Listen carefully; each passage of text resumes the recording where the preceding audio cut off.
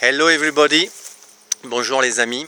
Eh bien aujourd'hui c'est donc mon dernier jour de marche, 17 km entre Marcillac et Maubourguet.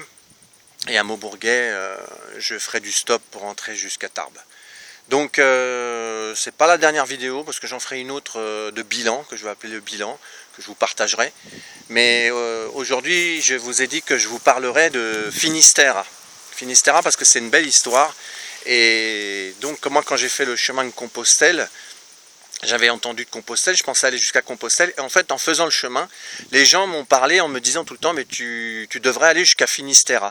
Alors Finistère, ça veut dire le Finistère en espagnol, c'est un peu comme les Côtes d'Armor pour nous, c'est-à-dire que quand vous allez au bout, donc c'est 120-130 km après Saint-Jacques-de-Compostelle, et en fait vous arrivez au bout du bout, c'est quand vous arrivez à Finistère, vous êtes au bord de la mer, c'est une falaise, et c'est très symbolique. Et en fait c'est là que moi j'ai été content d'arriver à Saint-Jacques-de-Compostelle, parce que c'était un aboutissement, mais vraiment la libération, ce qui a été fort pour moi, c'était Finistère. Et donc l'histoire veut, la tradition et la mémoire des pèlerins disaient qu'au Moyen-Âge, en fait quand ils arrivaient à Finistère, ils brûlaient leurs vêtements qu'ils avaient portés sur le chemin depuis qu'ils étaient partis.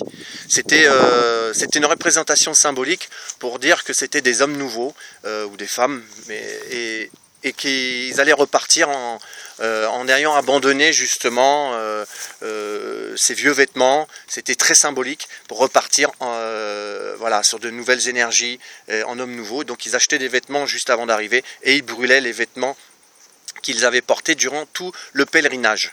Et ce qu'il en est resté, c'est ce que moi on m'a transmis quand j'étais sur le chemin, c'est qu'en fait symboliquement il est demandé maintenant aux pèlerins. C'est pour ça que je vous le partage, pour que vous le sachiez. Et je vous invite vraiment à aller jusqu'à Finistère. C'est vraiment très fort et très puissant. Il y a beaucoup moins de monde qui le font, donc déjà c'est plus tranquille.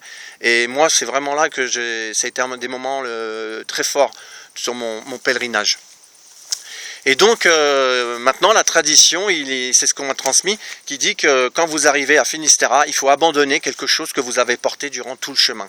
Alors on m'a dit qu'il y a des gens qui prenaient une pierre en partant de chez eux, pour ceux qui connaissent la tradition, et qui la portaient, et qui la laissaient là-bas à Finistère. Il y a quand même des gens qui brûlent leurs vêtements, parce que là-bas j'ai vu des feux avec des restes de vêtements carbonisés. Tout le monde ne le fait pas, ou c'est peut-être un vêtement, un t-shirt qui a été brûlé, mais il y en a qui le font. Moi, ce que j'ai fait, j'ai abandonné mon bandana que j'avais à l'époque, que je portais, mon bandana qui était blanc, et je l'ai accroché au vent, et dessus j'ai fait un peu comme les bouddhistes, j'avais écrit des phrases de paix et d'amour dessus, pour que ça vole au vent comme les bouddhistes le font avec leurs banderoles qu'ils accrochent autour de leur stupa. Donc voilà, j'avais abandonné mon bandana que je portais pendant tout le chemin. Et voilà pour l'histoire de la tradition et de Finistère, que je vous invite vraiment à pousser jusque là si jamais vous veniez à faire le chemin, parce que j'ai trouvé cet instant vraiment très fort, très fort, et ça a été vraiment un grand moment pour moi d'arriver jusque là, puis d'être devant la mer, devant cette falaise. Il y a vraiment quelque chose de très fort symbolique, parce que à Compostelle, j'étais devant la cathédrale, il y avait plein de monde, les gens qui font les selfies et tout, et franchement j'y suis pas resté longtemps. J'étais dérangé, surtout quand vous avez marché aussi longtemps seul, et d'un seul coup de se retrouver dans une masse de foule comme ça, d'agitation, parce qu'il y a plein de touristes aussi, c'est pas que des pèlerins. Franchement Finistère, il y a vraiment une plus belle énergie de calme, de sérénité, et c'est très reposant intérieurement. Donc dans cette continuité de cette vidéo, je vous avais parlé, je vais vous le remontrer, que j'avais cassé mon bourdon avec lequel j'étais parti. Il s'est cassé, et donc j'ai gardé les deux morceaux parce que j'ai décidé, quand il a cassé, c'est le bourdon qui a fait tous les chemins de Compostelle avec moi, que c'est mon beau-père qui me l'a donné, qu'il détenait de son grand-père. Donc il m'a porté jusque là, et j'ai fait une vidéo, je crois que c'était la 3e, que j'ai appelée Paix intérieure, où ce bourdon s'est cassé. J'explique comment. Et j'ai décidé de le garder jusqu'au bout, parce que je me suis dit, cette fois-ci, sur ce pèlerinage que j'ai fait de 18 jours, c'est lui que je vais abandonner, puisqu'il s'est brisé.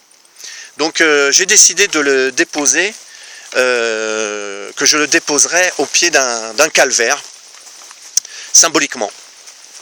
pour signifier de nouveau cet abandon par rapport à ce pèlerinage que j'ai fait.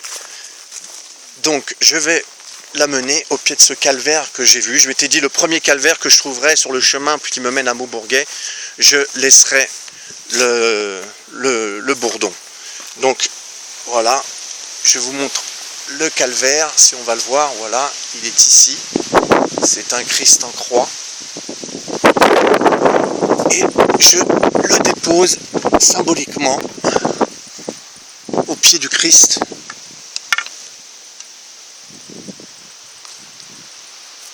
Comme un abandon.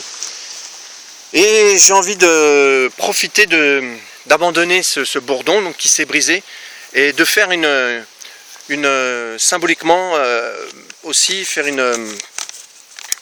associer une volonté à cet abandon de bourdon sur ce calvaire, et justement c'est de briser cette chaîne de calvaire, de souffrance et de violence de toute l'humanité.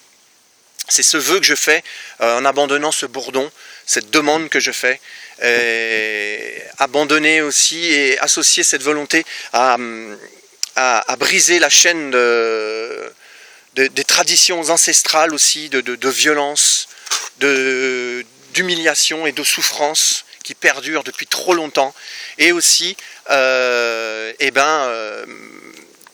associer, abandonner, briser cette chaîne aussi de tradition familiale qui est la mienne, de toute ce calvaire, de cette transmission de souffrance que nous vivons tous, de transmission familiale. Donc symboliquement, je brise cette chaîne de l'humanité, des traditions ancestrales et de ma tradition familiale de souffrance et de violence et de calvaire. Il est temps que nous dépassions tout ça et que les consciences s'élèvent. Donc voilà ce que j'avais envie de faire, ça m'est venu sur le chemin, c'est ce qui m'a été inspiré. Et c'est ce que je voulais faire, c'est quelque chose de fort. Donc je veux briser cette chaîne de souffrance que je peux faire perdurer, et que parfois j'ai fait perdurer. Et c'est par l'introspection que j'ai pu aller mettre de la lumière sur tout ça. Et d'ailleurs, pour symboliser ça, j'aimerais dénoncer une phrase qui m'est difficile à entendre et qui est transmise aussi depuis fort longtemps, et qui pour moi est une phrase moyenâgeuse, qu'il est temps que l'on dépasse cela. C'est cette phrase qui est incroyable quand je l'entends, c'est cette phrase qui dit « qui aime bien, châtie bien ». Et ça, c'est plus possible de relayer, continuer à relayer cette phrase, parce que à une époque du Moyen-Âge, justement, disons l'Inquisition, on torturait les gens justement pour leur bien, soi-disant pour les délivrer du mal. On se demande qui avait le plus de mal en soi en faisant ça. Donc c'est une phrase qu'il est temps qu'elle soit abolie, qui disparaissent de la langue française, parce que je ne partage pas le point de vue que quand on aime bien, on châtie bien. Pour moi, quand on aime bien, on fait le bien. C'est comme ça qu'on témoigne son amour à quelqu'un, c'est justement en faisant du bien. Donc cette phrase ça synthétise pour moi bien ce relais de transmission transgénérationnelle, où on dit oh ben c'est pour son bien, on lui met une claque sur le derrière, où on gifle quelqu'un, un enfant bien souvent, en disant mais c'est pour son bien, c'est pour le dresser, c'est pour qu'il marche droit. Et il est temps que tout cela cesse et que nous évoluions vers une humanité plus bienveillante, pacifiée et unifiée.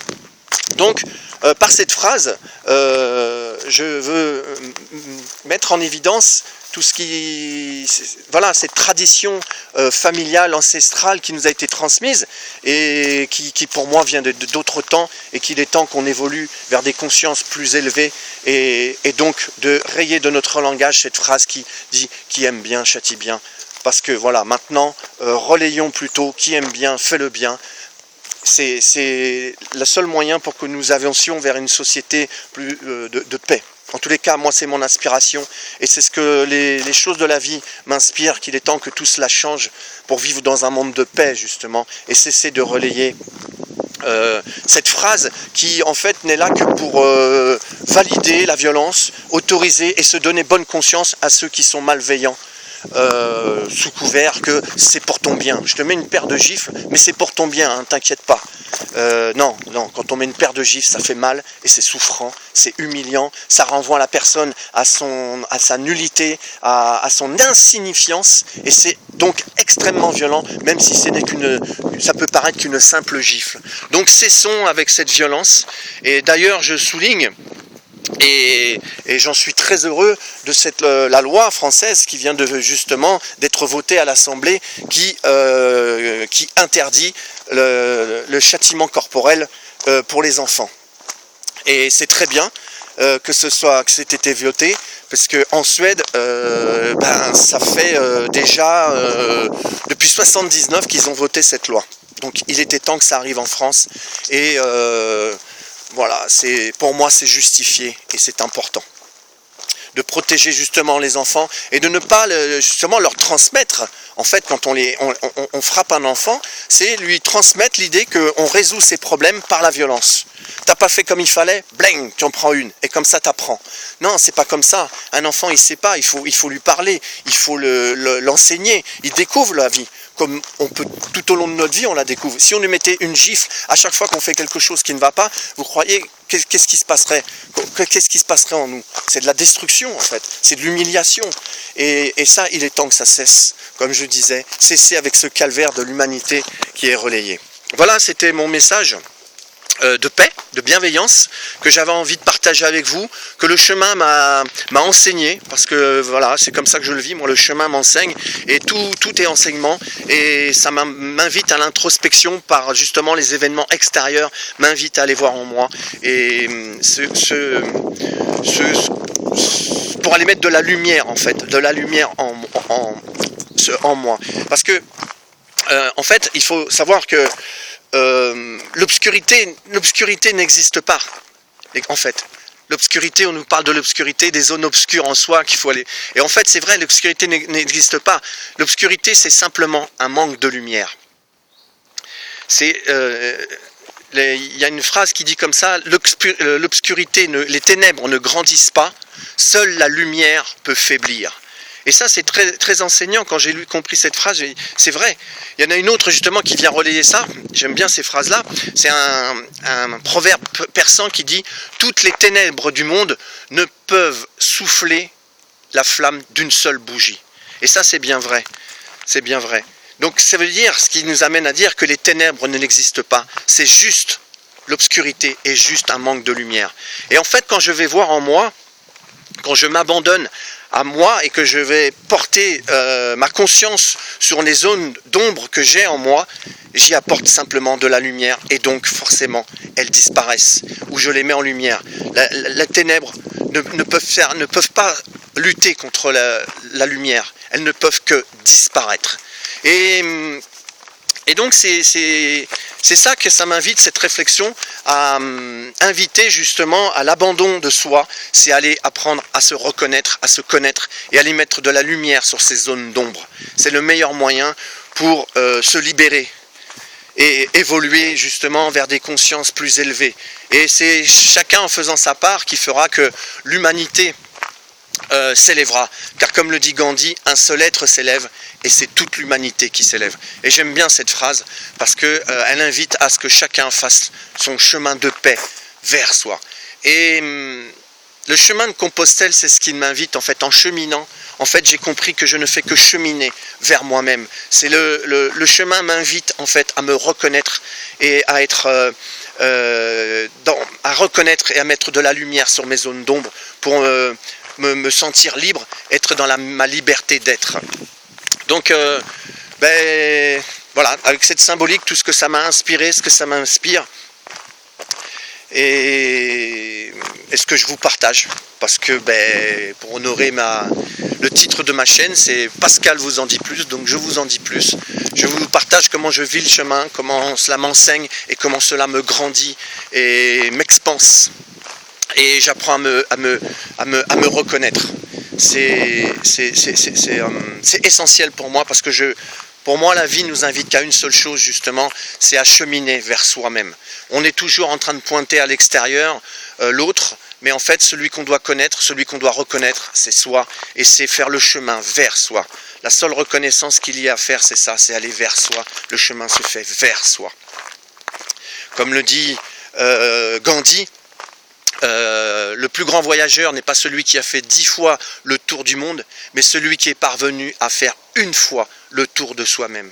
Et ça me parle beaucoup, parce qu'en fait, moi, plus ça va et plus j'aperçois que je ne me connaissais pas, et que cheminant vers moi, j'apprends à me reconnaître et à me révéler. Et à toucher en fait quelque chose que je ne ressentais pas par le passé, c'est ma liberté d'être. En me reconnaissant, j'accède à ma liberté d'être, à ce que je suis en fait. Et ça, c'est très libérateur, c'est salvateur, et ça fait vraiment beaucoup de bien parce que j'apprends à me reconnaître tel que je suis. C'est très fort.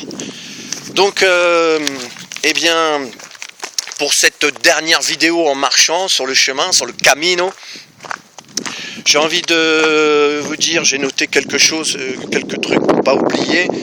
Eh bien, je suis très content d'avoir fait ces vidéos. J'espère réussir à les poster. Et donc, quelque part, j'ai cheminé avec vous. Vous avez été avec moi. Et ça a été très chaleureux, très joyeux pour moi. Ça continue de l'être.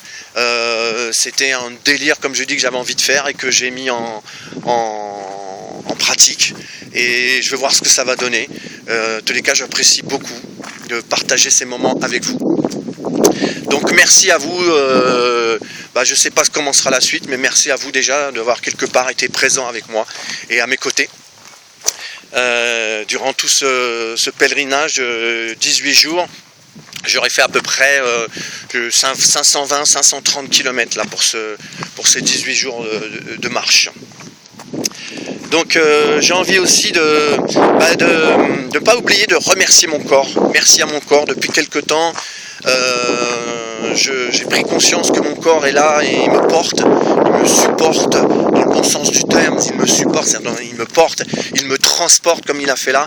Et notamment sur ce chemin et tout au long de ma vie, je lui ai beaucoup demandé. Et là sur le chemin, les 4-5 premiers jours, ça a été très difficile. J'ai fait les premières vidéos, j'en témoignais. Le sac à dos était très lourd et je lui ai beaucoup demandé. Et il a répondu présent parce que sans lui, je ne serais pas arrivé au bout. Ça a été des fois difficile pour lui. Donc j'ai envie de dire merci à mon corps. Merci de m'avoir porté, de m'avoir transporté pour que je puisse vivre cette aventure que j'avais envie de vivre. Et c'est grâce à lui aussi que j'ai pu la vivre pleinement et d'être au bout. Donc c'est aussi pour vous dire de respecter votre corps, prenez soin de vous. Quand on dit prenez soin de vous, c'est prendre soin de son corps, c'est veiller à lui, lui donner une bonne alimentation sans être dans la morale, mais voilà, soyez bienveillants avec lui. Moi maintenant, je suis en connexion. Ces derniers mois, j'ai senti cette connexion, ce besoin de reconnaissance envers mon corps qui me permet de faire tout ce que je peux faire parce que je suis en bonne santé, j'ai pas d'invalidité et c'est grâce à lui que je peux vivre toutes ces expériences qui me mettent en joie. Et donc c'est un grand ami. Maintenant, je le vois comme un grand ami qui me permet de vivre ce que j'ai envie de vivre, comme cette aventure que je viens de vivre durant ces 18 jours. Donc merci à lui et voilà, je vous invite vous aussi à être dans cette reconnaissance de votre corps, de votre bon ami, ce corps. Et je vais... Donc il me reste plus qu'une dizaine, même pas une dizaine de kilomètres, 5 km avant d'arriver à Maubourguet. Donc je ferai une vidéo demain finale de bilan. Je partagerai d'autres ressentis que j'ai eus avec vous, qui me sont venus sur le chemin. Le bilan aussi du chemin, comment je vois ce chemin d'Arles. Et voilà. Donc je vais vous laisser en vous partageant ma devise que je me suis forgée sur le chemin de Compostelle et que vous connaissez, que certains connaissent. Je ne sais pas si vous avez fait toutes les vidéos. Suivre la saga. Et... je vais rester là, il y a d'avoir un bon éclairage. Donc, je vous partage de nouveau, je dirais pas la dernière fois, parce que je sais pas ce que je vais faire de cette chaîne, comment je vais la vivre. Pour l'instant, j'avais ce projet de mettre en image mon chemin de Compostelle, de le partager avec vous. Je pense que si je le refais sur mon Compostelle, ce coup-ci, j'emmènerai mon ordinateur et comme ça, je mettrai les vidéos en direct chaque soir ou quand j'en ai fait une. Pas là, parce que là, je vais les mettre tout à la fin, je serai revenu, je vais les faire qu'à la fin. Donc ça va peut-être un peu différent. La prochaine fois, je pense que j'emmènerai l'ordinateur et qu'à chaque fois, je ferai une vidéo, je la posterai le soir et j'aurai les retours directs. Donc vous pouvez mettre des commentaires sur vos ressentis, tout ce que je vous ai partagé sur cet abandon de la souffrance, du calvaire de l'humanité. Est-ce que ça vous inspire? Est-ce que vous partagez cette phrase que j'ai dénoncée? Et que maintenant il est temps d'aller vers qui aime bien châtie bien, pour aller dans non, qui aime bien fait le bien. Vous voyez, je suis encore bien conditionné. Qui aime bien fait le bien, et pour aller vers une humanité pacifiée, unifiée et bienveillante. En tous les cas, moi c'est ce que j'aspire et c'est pour ça que je voulais partager ça. J'espère que ça vous parle et qu'on sera de plus en plus nombreux à aller vers cela pour vivre dans un monde plus heureux. Donc ma devise que je me suis donc forgée sur le Camino, que je vous ai dit, donc le chemin d'une vie part de soi pour arriver à soi en passant par les autres. Voilà. Alors je vous fais une grosse bise du cœur. J'ai pas envie de vous dire la dernière, j'espère qu'il y en aura d'autres. Et surtout, je vous souhaite un buen camino sur votre chemin de vie. Buen camino. Que celui-ci soit rayonnant et bienveillant. Voilà ce que j'avais envie de vous dire. Buen camino. Et ben, je vous embrasse et je nous aime pour cette dernière vidéo sur le chemin en marchant. Voilà, j'ai même pas envie de vous quitter. Allez, je vous dis un gros au revoir et rebise du cœur.